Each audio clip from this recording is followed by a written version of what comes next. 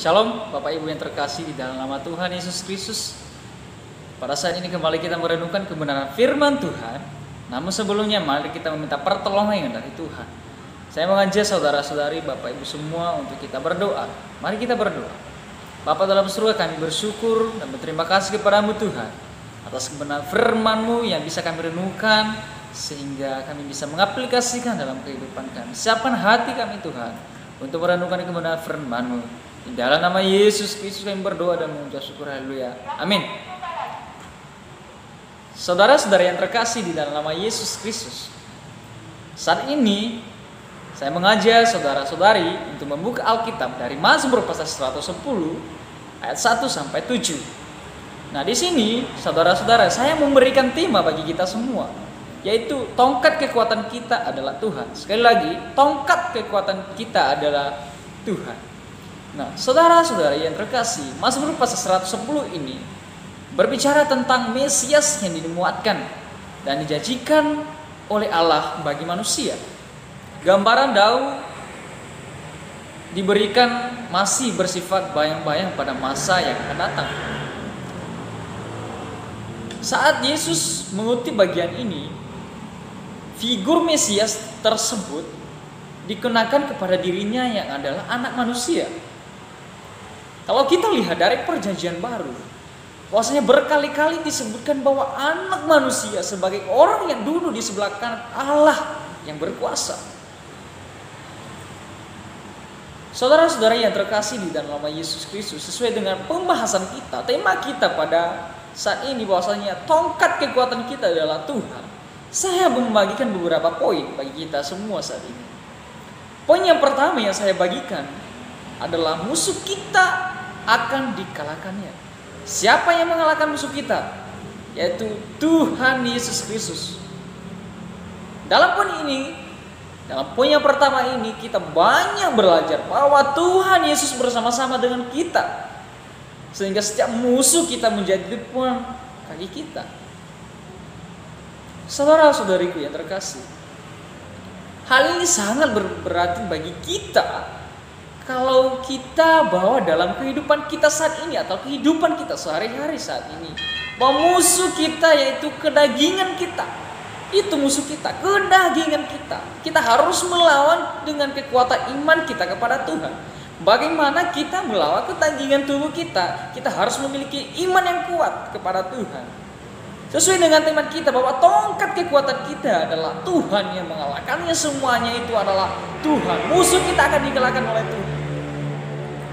Saudara-saudara yang terkasih nama Tuhan Yesus Kristus. Poin yang kedua yang saya bagikan adalah cepat atau lambat janji Tuhan akan digenapi.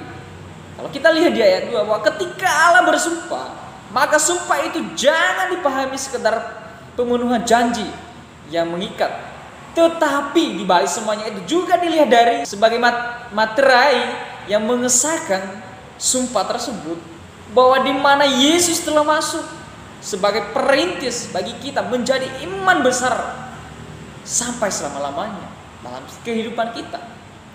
Oleh sebab itu, saudara-saudara yang terkasih, menanti pemenuhan sebuah janji bukan hal yang mudah, apalagi pemenuhan janji Tuhan. Masalahnya apa? Kita terkadang menilai pemenuhannya tersebut berdasarkan keinginan kita. Itu yang menjadi kendala ketika kita menanti atau menilai pemenuhan itu berdasarkan keinginan kita sendiri.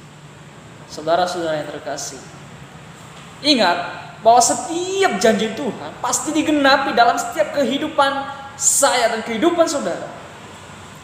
Kalau kita lihat dari perjanjian baru dalam Yohanes 14 ayat 18, bahwasanya berkata, aku tidak akan meninggalkan engkau sebagai yatim piatu. Aku datang kembali kepadamu. Segala sesuatu yang Tuhan janjikan pasti akan digenapinya. Begitu juga dengan anak manusia sesuai dengan yang telah kita bahas dari atas tadi. Berbicara tentang Mesias yang dimuatkan dan dijanjikan oleh Allah bagi manusia. Gambaran Daud memberikan masih bersifat bayang-bayang pada masa yang akan datang. Kita sudah bahas tadi. Poin yang ketiga adalah Tuhan selalu bersama kita. Kalau kita lihat, perhatikan dari ayat 5 sampai ayat 7 bahwasanya di bagian ini Tuhan selalu bersama dengan kita, di mana Tuhan berada di sebelah kanan kita dan membuat musuh-musuh kita diremukkan pada hari murkanya. Saat ini saudara, saat kita harus berpegang teguh dan keyakinan kita bahwa Tuhan Yesus tidak pernah meninggalkan kita. Kalau kita lihat, kalau kita belajar dari ayat 6 bahwasanya kita digambarkan kedatangan Kristus ke bumi sebagai seorang panglima perang untuk mengalahkan dan menghukum semua yang menentang kerajaan Allah dan kebenaran. Saudara-saudara yang terkasih di dalam nama Tuhan Yesus Kristus, mari kita tetap mengandalkan Tuhan, bahwa Tuhan adalah tongkat kekuatan kita sebagai orang percaya, dan terus mengandalkan Tuhan dalam setiap kehidupan kita, bahwa nanti setiap janjinya Tuhan berikan dalam kehidupan kita, pasti Tuhan akan menggenapinya. Terima kasih Tuhan Yesus memberkati. Mari kita berdoa. Bapa dalam surga, kami bersyukur dan berterima kasih atas kebenaran firman-Mu, di mana kami memiliki tongkat kekuatan yang hebat, yang luar biasa, yaitu Yesus Kristus. Dan kami bisa mengaplikasikan firman-Mu ini Tuhan dalam kehidupan kami. Dalam nama Yesus Kristus kami berdoa dan mengucap syukur. Haleluya. Amin.